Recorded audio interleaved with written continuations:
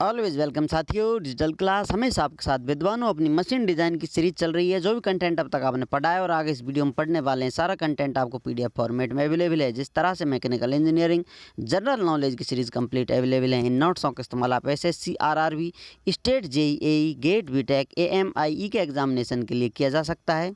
आप चाहें जब कॉन्टैक्ट कर हमसे पीडीएफ नोट्स अवेलेबल हैं उनको ले सकते हैं। अब तक साथियों आपने कुछ कहावतें, मुहावरे सुने होंगे। दूर के पर्वत सुहावने होते हैं। काश वो ये भी समझ पाते, पर्वत पास से भी काफ़ी सुहावने होते हैं। आपका नज़रिया होना चाहिए, आपकी चाहत होनी चाहिए किसी चीज़ को समझने के लिए। तो इम्पोर्टेंट पैरामीटर्स की तरफ आते हैं इन प्लेट रिवेटेड जॉइंट्स। अब तक हम दूर दूर से देख रहे थे, क्यों ना बारीकी से जाकर बिल्कुल करीब से टच कर देखा जाए किस प्रकार से किस चीज़ को, किस मेजरमेंट को किस नाम से बुलाया जा रहा है, पुकारा जा रहा है, किस प्रकार से इन प्लेटों को, इन जॉइंटों को हम डिज़ाइन कर सकते हैं जो आगे जाकर हमारे काम में आती हैं या किसी ज़माने में आती थी। तो आपसे इतनी उम्मीद की जा सकती है कितने प्रकार के जॉइंट होते हैं, किस प्रकार से किस जॉइंट को नामा जाता है, किस प्रकार से पहचाना जाता है, और कितनी रोज़ होती हैं, कितने नंबर रिविट्स होते हैं, कहाँ किस प्रकार से लगते हैं, ये आपको बेसिक जानकारी होगी। नहीं है तो फिर भी आप यहाँ से देखकर भी काम चला सकते हैं। और यदि आप चाहते हैं कुछ छूट रहा है, मिसिंग है, तो पीछे पिछली वीडियो देख कर आएँ, तो यहाँ आएंगे तो आपको सारी बातें ठीक ठीक समझ में आने लगेंगी। तो स्टार्ट करते हैं साथियों। ये एक प्लेट है आपकी, दूसरी प्लेट ये है। लैप जॉइंट बना हुआ है, एक दूसरे के ऊपर चढ़ी हुई प्लेट है, इनको जोड़ रखा है। ये आमने सामने होती तो बट जॉइंट होता। तो इस प्लेट की थिकनेस को टी से हम एक्सप्रेस कर रहे हैं, थिकनेस ऑफ प्लेट। अब देखा जाए दूसरा विड्थ, विड्थ ऑफ प्लेट। यदि इसकी विड्थ देखी जाए या इसकी चौड़ाई देखी जाए, इसकी मोटाई है, इसकी चौड़ाई देखी जाए, लेंथ लंबाई भी देखेंगे इसकी, तो इस पार्ट को, इसको डब्ल्यू से एक्सप्रेस किया जा रहा है, विड्थ ऑफ प्लेट कहला रही है।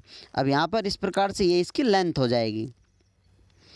नेक्स्ट आते हैं डायमीटर ऑफ हॉल। जो ये हॉल बने हुए हैं, इनके अंदर रिबिट लगी हुई हैं, तो इनमें माइनर क्लियरेंस होता है या कहें होता ही नहीं है, थोड़ा बहुत होता है। इसे समझने के लिए आप रख सकते हैं जो हॉल्स हैं और जो रिबिट हैं उनका डायमीटर लगभग सेम होता है। तो small D diameter of halls, या आप कहें डायमीटर ऑफ रिवेट्स। एम क्या है? मार्जिन। मार्जिन क्या नज़र आ रहा है आपका? यहाँ पर हॉल नज़र आ रहे हैं, इस लाइन में ये रो बनी हुई है जहाँ रिबिट लगे हुए हैं। इससे प्लेट की कितनी डिस्टेंस है, इस डिस्टेंस को यदि मापें तो किस नाम से हम जानेंगे? इसको मार्जिन के नाम से जाना जाता है।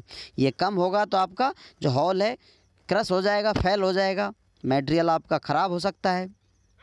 तो जो ये डिस्टेंस है, इसको स्ट्रेंथ प्रदान करने के लिए मार्जिन भी ठीक ठाक रखा जाता है। नेक्स्ट आते हैं R, number of rows of rivet. जो रिवेट आपकी लगी हुई हैं, ये आपको 2 रिवेट नज़र आ रही हैं। ये कितनी भी हो सकती हैं, एक रो बनी हुई हो सकती है जिसमें 5, 7, 10, 20 कितनी भी हो सकती हैं।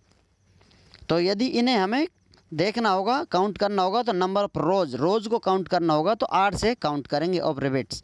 एन नंबर ऑफ रिवेट्स पर रोज। एक रो में कितनी रिवेट हैं? ये रो बनी हुई है आपकी, हो सकता है 2-3 रो होती इस प्रकार से, तो सभी को हम काउंट करते। तो पहले आपने रो देख लिए, फिर एक रो में कितने आपके रिवेट लगे हुए हैं उसे काउंट करने के लिए एन हम इस्तेमाल लेंगे। नंबर ऑफ रिवेट पर रोज, एक रो में कितने रिवेट लगे हुए हैं। अब आपको रो पता चल गया है, नंबर रिबिट पता चल गया, तो आप टोटल रिबिट बता सकते हैं कितने इसमें टोटल रिबिट होने वाले हैं। टोटल रिबिट होंगे R × N। एक रो है उसमें कितने आपके पास रिबिट हैं, इनको मल्टीप्लाई कर देंगे तो कितने रिबिट लगे हुए हैं आपको पता चल जाएगा। यदि दोनों तरफ की आप रो काउंट करें, दूसरी प्लेट की तरफ हाफ कर सकते हैं, या फुल सभी रो को आप काउंट कर लें और उसमें कितने रिवेट लगे हुए हैं उनको काउंट कर लें, तो वो आपको टोटल बता देगा मल्टीप्लाई करने पर। तो टोटल रिवेट आपको पता चल गया है। अब वेयर पी इज पिच। अब यहाँ पर जो पी हम इस्तेमाल कर रहे हैं वो पिच के लिए इस्तेमाल कर रहे हैं। पिच क्या कहला रही है? जो आपके एडजेसेंट हॉल हैं उनके मध्य में कितनी डिस्टेंस है, उसको हम पी से एक्सप्रेस करते हैं। वेयर पी इज पिच और डिस्टेंस बिटवीन 2 एडजेसेंट रिवेट्स। जो आपके सटे हुए रिवेट्स हैं उनके मध्य में कितनी डिस्टेंस है।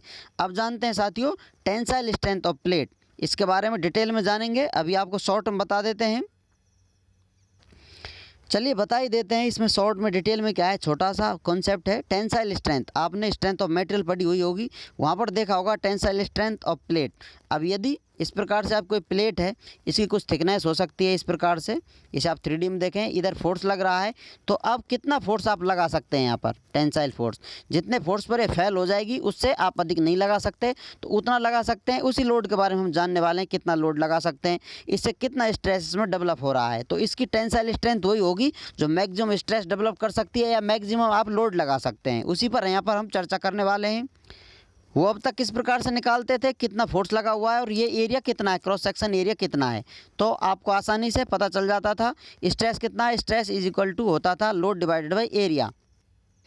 तो वही सेम प्रोसेस यहाँ हम फॉलो करने वाले हैं। ये आपकी प्लेट बनी हुई है 3D में, आप देखना चाहें इस पर इस प्रकार से लोड लगे, पीटी टेंसाइल लोड लग रहा है तो क्रॉस सेक्शन एरिया पर लग रहा होगा। मैक्सिमम स्ट्रेस कहाँ होगा, यहाँ लगता है, लेकिन इसमें कहीं हॉल है प्लेट में, तो जहाँ मिनिमम एरिया होता है वहाँ पर मैक्सिमम स्ट्रेस देखने को मिलता है। या दूसरे शब्दों में कहा जाए, ये प्लेट यदि फैल होगी तो यहीं से फैल होगी, क्योंकि इसकी स्ट्रेंथ यहाँ पर कम होगी। तो आप इसे इस प्रकार से लिख सकते हैं, टेंसाइल स्ट्रेस कितना होगा, पीटी जो टेंसाइल लोड लग रहा है divided by cross section area. जो ये क्रॉस सेक्शन एरिया है इसकी आपको विड्थ कितनी है, विड्थ पता है W है, और इसकी थिकनेस कितनी है, थिकनेस इसकी ये मोटाई T के बराबर है, ये इसकी जो विड्थ है W के बराबर है, तो इसका एरिया कितना है, सिंपल एरिया होता आपका W मल्टीप्लाई बाई टी होता, W मल्टीप्लाई टी होता। लेकिन यहाँ पर ये एरिया जो आपको रिवेट्स का नज़र आ रहा है, ये एरिया खाली है, यहाँ से कट कर दिया गया है मटेरियल, तो इतना जो पार्ट है इसको टोटल लेंथ में से, या कहा जाए टोटल एरिया में से हम सब्सट्रैक्ट कर देंगे, तो रिमेनिंग एरिया जो बचा हुआ एरिया है वो आपको प्राप्त होगा। तो यदि एरिया ये निकाला जाए, ये एरिया कितना होगा इसका, WT हो जाएगा। लेकिन ये एरिया निकाला जाए तो ये किसके बराबर होगा, टोटल एरिया में से W है उसमें से इस विड्थ को कम कर दिया जाएगा। थिकनेस तो इतनी ही रहेगी इसकी, या आप अलग अलग चाहें अलग अलग एरिया निकाल सकते हैं, या फिर एक साथ निकाल सकते हैं। ये W इसकी विड्थ है, इसमें से ये पार्ट कट कर दिया गया है, ये किसके बराबर है, डायमीटर के बराबर होगा, जो रिवेट या हॉल का डायमीटर है उसके बराबर होगा। तो ये लेंथ आप निकाल देंगे, जो लेंथ बचेगी वो मटेरियल की होगी, जहाँ पर मटेरियल अवेलेबल है, और उसकी थिकनेस ये होगी W माइनस ND मल्टीप्लाई है T से। तो ये आपका एरिया निकल गया है, यहाँ पर जो माइनर एरिया है या कम एरिया है वो निकल गया है, जो मैक्सिमम एरिया अवेलेबल है कट पर। W क्या है, टोटल विड्थ है, N क्या है, नंबर ऑफ रिवेट 1 2 3, तो इस प्रकार से आप 3 लिख सकते हैं, और इनका डायमीटर मल्टीप्लाई कर देंगे तो ये एरिया बन जाएगा। छोटा जो कटा हुआ है रिवेट्स के लिए छूटा हुआ है वो एरिया आप निकाल देंगे, उसका मल्टीप्लाई कर देंगे लेंथ से, तो T। इस प्रकार से आप निकाल सकते हैं जो एरिया आ गया है। इस विड्थ में से ये लेंथ निकाल दी है और T से मल्टीप्लाई कर दिया है, सिंपल एरिया आपको प्राप्त हो गया है।